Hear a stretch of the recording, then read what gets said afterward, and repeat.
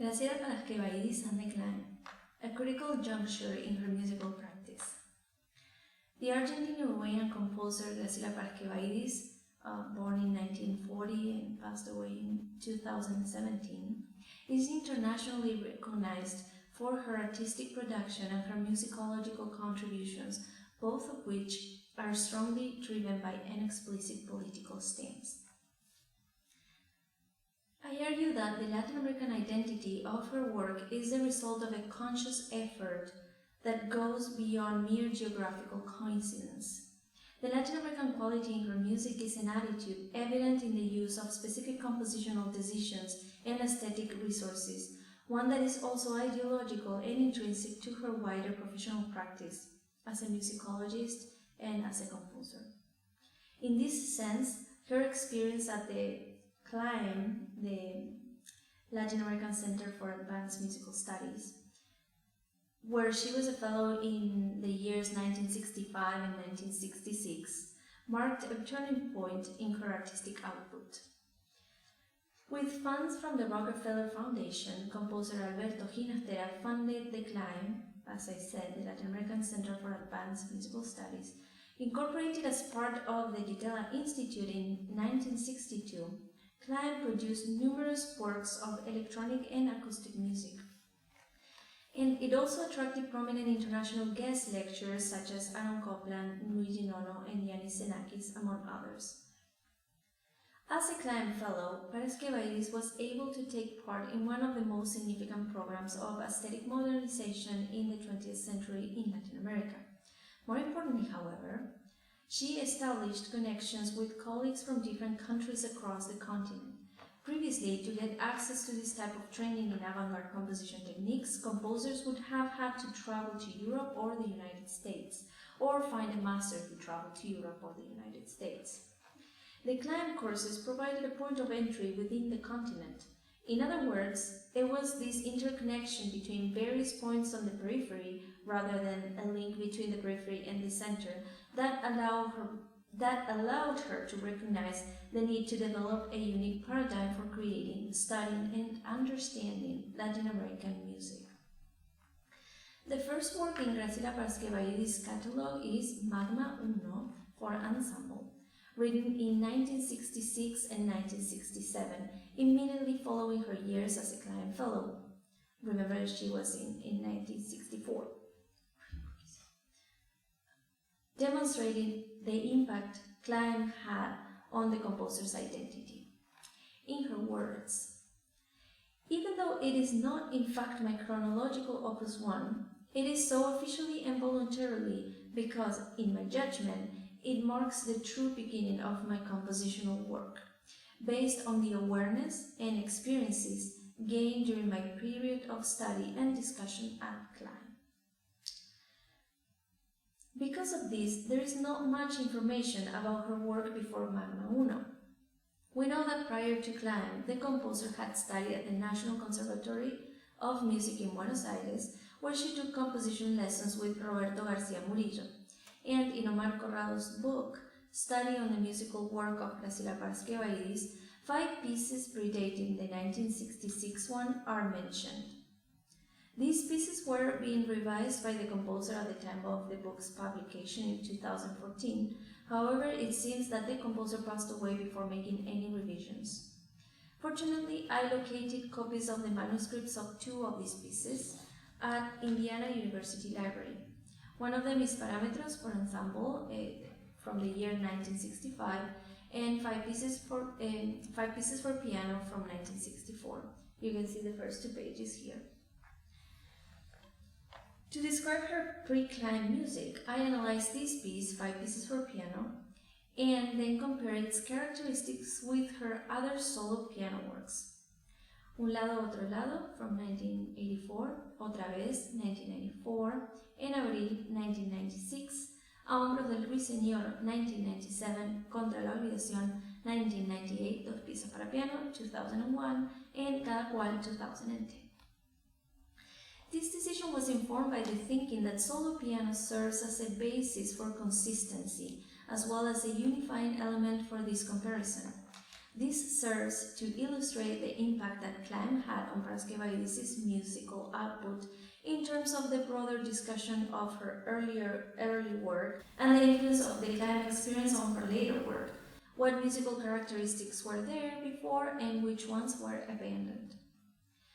As a music theorist and a piano performer, Daniel Áñez has analyzed the composer's piano work extensively.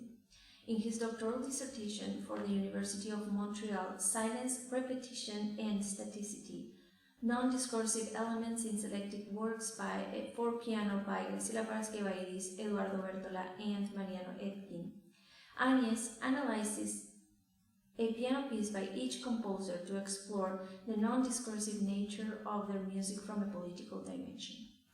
Later, in his article, Piano Music by Graciela Paraskevaídis in 2014, he further explored these ideas with a more extensive focus on Paraskevaídis and all of her piano pieces between 1984 and 2001. Áñez identifies the following distinctive features: the simplicity of materials, the anti-virtuosity of the works, the block construction of all elements of the pieces, dynamics and planes, tempos and rhythms, materials and form. From Un Lado, Otro Lado in 1984 to Cada Cual 2010, it can be affirmed that her music has a constant features that reveal her creative identity. I argue with Omar Corrado when he asserts that the development of Graciela Paraskevaídis' musical thinking shows undeniable coherence over the years. Due to this internal coherence, it is difficult, perhaps even impossible, to establish clearly defined periods of artistic development within the chronology of her piano works. I could not find any evidence of 5 pieces for piano ever being premiered or recorded. In analyzing these works, the intention is not at all to promote the performance of a piece that the composer decided to exclude from her catalogue, but rather simply shed light on aspects of her musical thinking. 5 pieces for piano present a recurring motif that maintains an intervallic structure across the 5 movements. These motifs varies according to typical procedures or traditional thematic development, like retrograde, augmentation, inversion, and different combinations. Here I put together various occurrences of the initial motifs across all movements. I'm going to play some of them. The first one.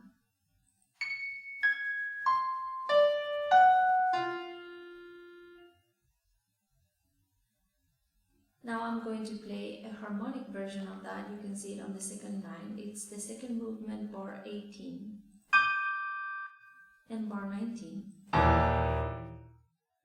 And here there is a longer development of that motif.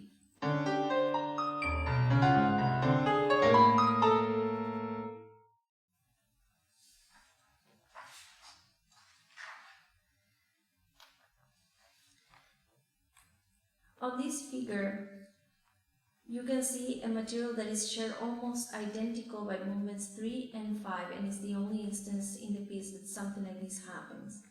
As seen in both, the material's development revolves around the structure of 3 notes spaced by a perfect 4th and augmented 5th, meaning that is framed by an augmented octave interval. And this chord serves as a guiding thread of the pitch structure throughout the entire piece on all of its movements. I'm going to play the 2 instances of this longer excerpt.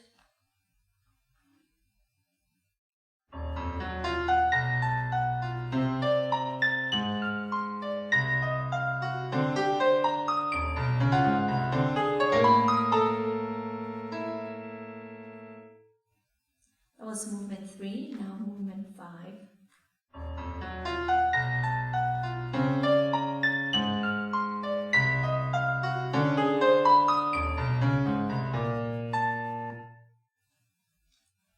The register in each of the 5 pieces unfolds through the use of wide intervals. Intervals larger than a 4th, including compound intervals, that means greater than an octave, are mostly used to span the entire piano register. In contrast, seconds are almost completely avoided. The only exceptions are found in Viricino, the second movement of the piece, where a harmonic minor second appears between measures 22 and 23, and another one in measure 40, and two melodic major seconds in measure 36. And I mention this because those are the only ones. There are no other seconds, perhaps the foundation interval of any scale in anywhere else in the piece. The rhythm of these pieces is predominantly metric. You saw a little bit on the examples that I showed. The first movement, misterioso, is slow and consists of a melody in 16 notes, 8 notes, and quarter notes. Of course, I'm disregarding longer note values, ending of phrases. And all of that over an accompaniment of longer notes. Viricino is fast and a lively movement. It has a compound rhythm where the shortest and most frequent note value is the 8th note. The third movement, trágico, is slow, but unlike the first, 16 note subdivisions are more frequent in the melody.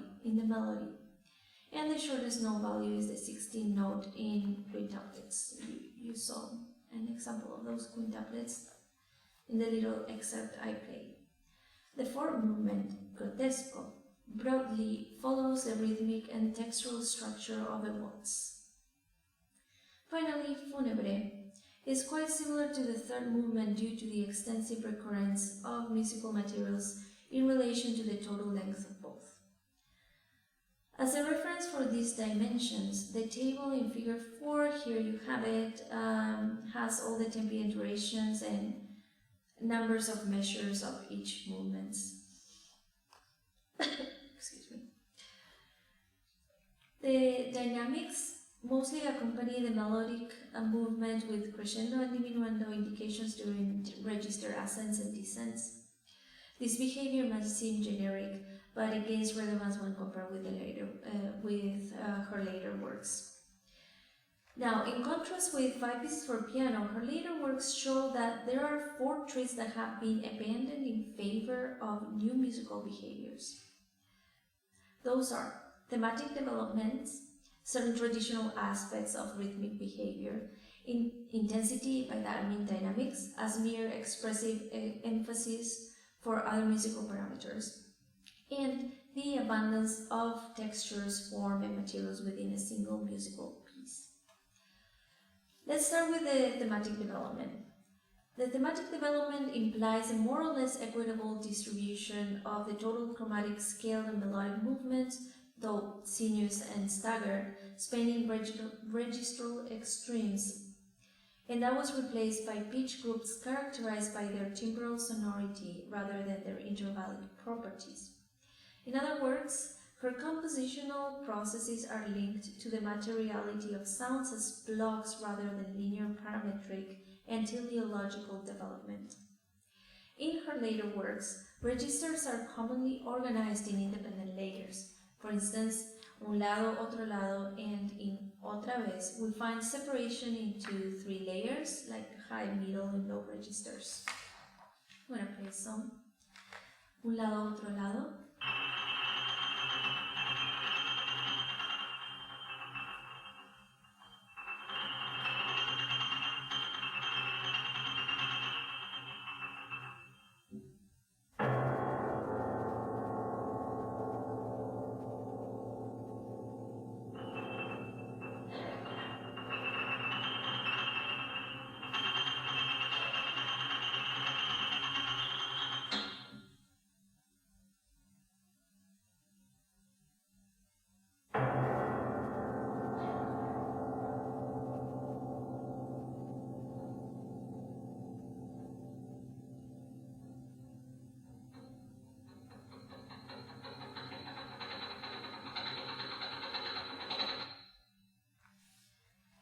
In Abril, all material is concentrated in the central register of the piano as opposed to here where we have the different layers.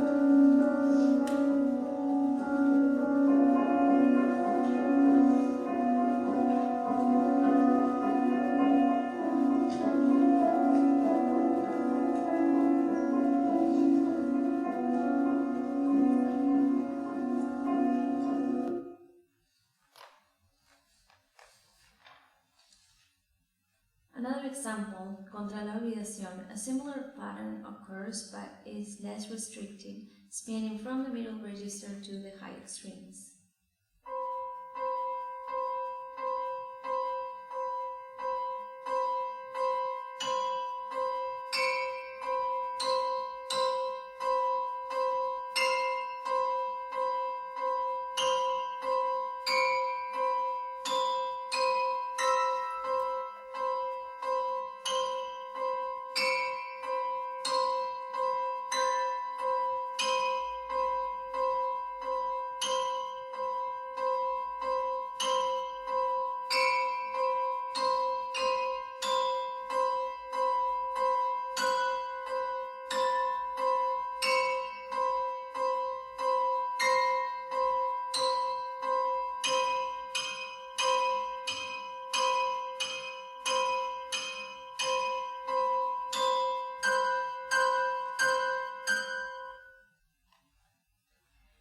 Now, another piece, cada cual, the full range of the piano is used, organized also in independent layers, that you can see clearly here.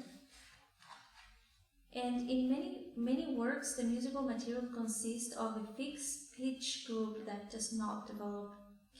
For example, Quemando Miedos, the second movement of 2 pieces for piano, the musical material consists of the pitches C, D, E, F, which alternate in varying order at a steady rhythm of 8 notes, you can see here, without any development based on their intervallic properties or otherwise. For the sake of time, I'm not going to play this example. Now, in 5 pieces for piano, we find certain traditional aspects in rhythmic behavior that do not appear in her later works. In this early work, the alternation of slow and fast tempi functions as a formal organizer.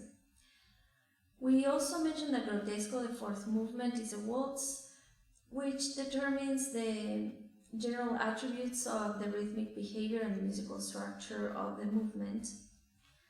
Broadly speaking, the rhythmic in this work is organized in a clear pulse metric structure, serving the melodic movement rather than functioning as an independent parameter. Now, in her later works, however, the alternation of tempi disappears entirely. Nor do I find heteronomous rhythmic structures such as a waltz or any other predetermined form that organizes the work's configuration a priori. Instead, examples abound where rhythm behaves as an static unit. I mentioned that in Quemando Miedos, the fixed pitches alternate over a constant float of 8 notes, analogous to the permutation of fixed rhythms found, for example, in one of the intermediate sections of Un Lado, Otro Lado, where durations of 2, 3, 4, and 5 beats succeed in apparently random order. The appearance of perpetual motions, where a fixed value is established as the pulse and is sustained persistently throughout an entire work, is also characteristic. The previously mentioned 8-note pulses in Quemando Miedos serves as a representative example, but other cases include the quarter-note pulse in Contra la Olvidación, for instance, or less rigorously, the 8 and quarter-note pulses in the ostinatos in an abril.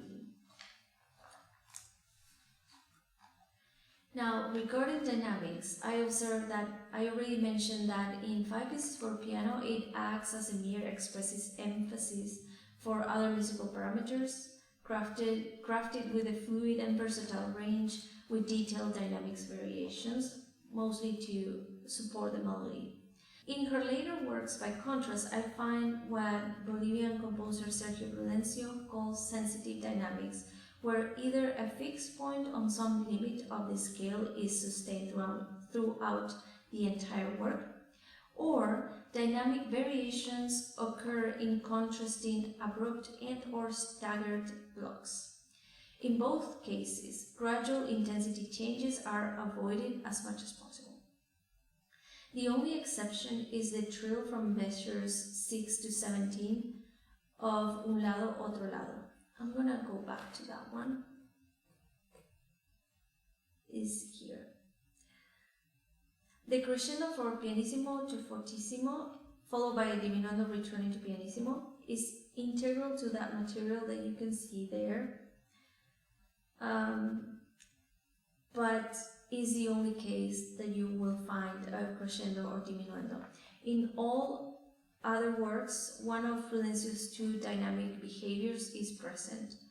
In Contra la Olvidación, for example, the score indicates attend to changes of dynamic planes of forte and mezzo forte. I'm going to show you. Contra la Olvidación, one of the hands is forte, the other hand is mezzo forte, and the composer asks to observe this rigorously. And several other pieces maintain an immobile dynamic at one extreme, such as Otra vez or En abril, both marks as sempre pianissimo. Finally, the abundance of textures, form, and materials present in 5 pieces for piano is later completely abandoned.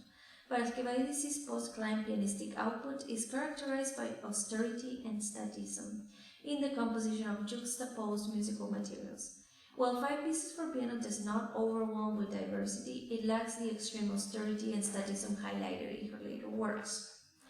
Similarly, Agnes noted that material statism can be found in all the piano works. The sets of notes used for a piano piece are proposed from the beginning and remain unchanged throughout. The material recurrences happen without development and with minimal or no variation. Nonetheless, it is worth noting that 5 pieces for piano already manifest some incipient characteristics that the composer will explore further in her later works. The early interest in the edges can be seen in the use of extreme registers, the brevity of each movement, and the extremely slow tempi that is barely sustainable. Another lasting quality is the preference for 7th and 9th intervals, although, as we mentioned in this early context, they are developed based on their intervallic and harmonic properties, while in their later works, these intervals are defined by their timbrical sonority, basically their acoustical qualities. To conclude, I feel confident to affirm that the treats exploring 5 pieces for piano, later abandoned in her subsequent works for that instruments, are the ones that are most aligned with the hegemonic trajectory of musical tradition inherited from Europe as it was interpreted in Latin America at the time. Fundamentally, these are the notions of thematic development, the central importance of intervallic relationships between pitches, and predetermined formal structures. After the CLAEM experience, the guiding principle for composers was to disregard the need to belong to European and United States avant-garde trends, not only in terms of compositional practice, but also concerning musical studies and research. According to Paraskevaídis, one must begin from the creator and their context, from inside the very phenomenon itself, and not approach it only from the outside, imposing pre-existing patterns that will merely serve to compress information and content into a regrettable reduction. Like this one often heard, Revueltas resembles Stravinsky. The lectures at the CLAEM courses made a huge impact in the aesthetics of Latin American concert hall music, but equally important, if not more, was the impact that Latin American composers had on each other, how much they had in common in spite of the diversity of their backgrounds. From her time at the CLAEM onwards, Graciela Paraskevaídis, alongside other composers such as Corión Aaronian and Mariano Etkin, began constructing the core narrative about Latin American musical identity upon which their legacy was built. The exploration of sonic alternatives within a context of austerity and statism became a constant in their music, at least at the time. How that feature was shared by different Latin American composers of that generation, and how that narrative was transformed by composers from the following generations, is a question that remains open for future studies. Thank you very much.